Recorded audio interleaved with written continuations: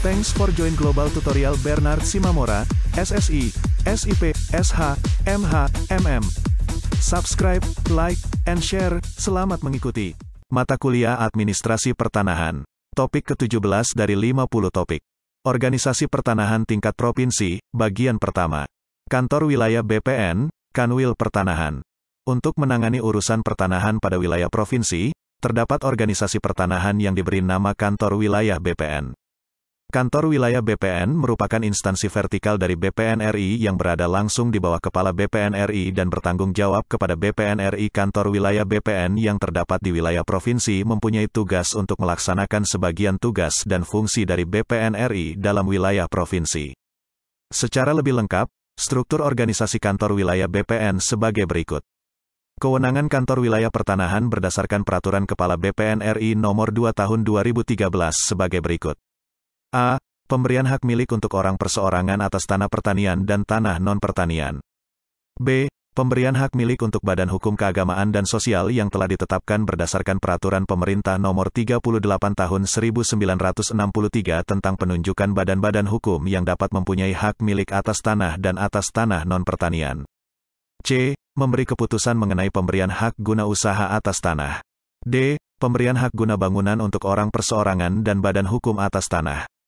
E. Pemberian hak pakai untuk orang perseorangan atas tanah pertanian dan tanah non-pertanian. F. Pemberian hak pakai untuk badan hukum swasta dan BUMN/BUMD atas tanah non-pertanian. G. Memberi keputusan mengenai penetapan tanah negara untuk menjadi tanah objek land reform.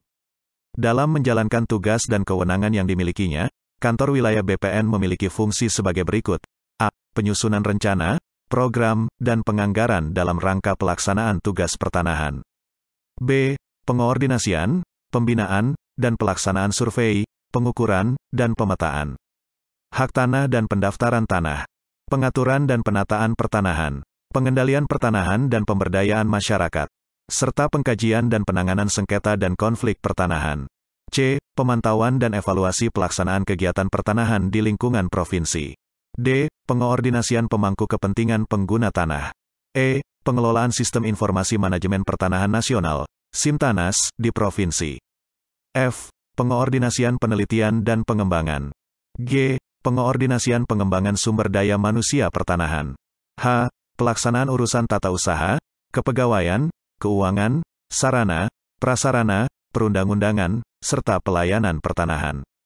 Struktur organisasi yang berada di bawah Kantor Wilayah BPN berdasarkan Peraturan Kepala BPN Nomor 4 Tahun 2006 terdiri atas A. Bagian tata usaha. B. Bidang survei, pengukuran, dan pemetaan. C. Bidang hak tanah dan pendaftaran tanah. D. Bidang pengaturan dan penataan pertanahan. E. Bidang pengendalian pertanahan dan pemberdayaan masyarakat. F. Bidang pengkajian dan penanganan sengketa dan konflik pertanahan. Bagian tata usaha mempunyai tugas memberikan pelayanan administratif kepada semua satuan organisasi Kanwil BPN serta menyiapkan bahan evaluasi kegiatan, penyusunan program, dan peraturan perundang-undangan. Fungsi dari bagian tata usaha sebagai berikut. 1. Koordinasi pelayanan pertanahan. 2. Pengelolaan data dan informasi. 3. Pelaksanaan urusan kepegawaian, keuangan, dan perlengkapan. 4. Evaluasi kegiatan dan penyusunan laporan. 5. Pelaksanaan urusan tata usaha dan rumah tangga. Struktur organisasi bagian tata usaha terdiri atas berikut. 1. Subbagian perencanaan dan keuangan, mempunyai tugas menyiapkan penyusunan rencana, program, anggaran, laporan akuntabilitas kinerja pemerintah, serta urusan keuangan dan pelaksanaan anggaran. 2. Subbagian kepegawaian, mempunyai tugas melakukan urusan kepegawaian dan pengembangan sumber daya manusia pertanahan. 3. Subbagian umum dan informasi, mempunyai tugas melakukan urusan surat menyurat, perlengkapan, rumah tangga, pelayanan data, dan informasi serta menyiapkan koordinasi pelayanan pertanahan. Bidang survei, pengukuran, dan pemetaan. Bidang survei, pengukuran, dan pemetaan mempunyai tugas mengoordinasikan dan melaksanakan survei. Pengukuran, pemetaan bidang tanah, ruang, dan perairan. Perapatan kerangka dasar, pengukuran batas kawasan, wilayah. Pemetaan tematik dan survei potensi tanah, serta pembinaan surveyor berlisensi. Fungsi dari bidang survei, pengukuran, dan pemetaan sebagai berikut. 1. Pelaksanaan kebijakan teknis survei, pengukuran, dan pemetaan bidang tanah, ruang, dan perairan. Perapatan kerangka dasar pengukuran batas kawasan, wilayah. Pemetaan tematik dan survei potensi tanah. Serta pembinaan surveyor berlisensi. 2. Pelaksanaan perapatan kerangka dasar Orde 3 dan Orde 4 serta pengukuran batas kawasan, wilayah. 3. Pelaksanaan pengukuran, perpetaan, pembukuan bidang tanah, dan ruang. 4. Pelaksanaan pemeliharaan dan pengembangan pemetaan tematik serta survei potensi tanah. 5. Pelaksanaan bimbingan tenaga teknis, surveyor berlisensi, dan pejabat penilai tanah. 6. Pelaksanaan pemeliharaan, pengelolaan, pengembangan peralatan teknis, dan teknologi komputerisasi. Struktur organisasi bidang survei, pengukuran, dan pemetaan sebagai berikut. 1.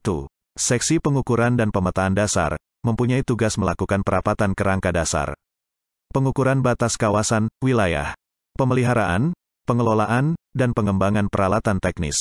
Serta teknologi komputerisasi. 2. Seksi pemetaan tematik, mempunyai tugas melakukan survei, pemetaan, pemeliharaan, dan pengembangan pemetaan tematik dalam data tekstual dan spasial. 3. Seksi pengukuran bidang, mempunyai tugas melakukan pengukuran, perpetaan, pembukuan bidang tanah, ruang, perairan, dan bimbingan teknis, serta surveyor berlisensi. 4. Seksi survei potensi tanah, mempunyai tugas melakukan pemeliharaan dan pengembangan survei potensi tanah dalam data tekstual dan spasial serta pembinaan teknis pejabat penilai tanah. Demikianlah materi topik ke-17, Administrasi Pertanahan. Channel ini akan sangat membantu pemahaman mahasiswa di berbagai perguruan tinggi Indonesia, dan wawasan bagi masyarakat umum. Untuk pemahaman yang lebih baik, putar dan dengarkan video tutorial berulang-ulang. Subscribe dan like, agar Anda mendapatkan update tutorial lainnya. Bagikan juga link video ini, agar teman lain mendapatkan manfaat channel ini. Terima kasih. Sampai jumpa.